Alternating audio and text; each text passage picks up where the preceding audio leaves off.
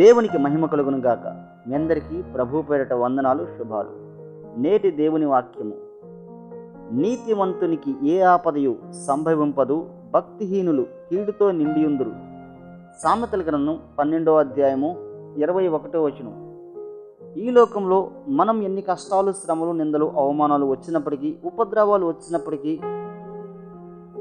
దేవుని యందు భయభక్తులు కలిగి, నిరీక్షణ కలిగి, విశ్వాసం దేవునిపై ఉంచినట్లయితే, అలాగే చెడు మార్గాన్ని, భక్తిహీనతను విడిచి దేవుని యందు మాత్రమే ఆధారపడి భయభక్తులు కలిగి జీవించినట్లయితే, మన ప్రవర్తన ఎప్పుడైతే దేవుని ఎదుట యథార్థంగా సత్ప్రవర్తన కలిగి ఉన్నప్పుడు, యోబు వలె ఎన్ని కష్టాలు, శ్రమలు వచ్చినప్పటికీ దేవుడు యోబును గుర్తించి ఆశీర్వదించినట్లుగా, దేవుడు మనల్ని కూడా గుర్తించి ఆపదలు, అపాయాల నుంచి తప్పించి యోబు వలె ఆశీర్వదించి మనల్ని బలపరచగలడు.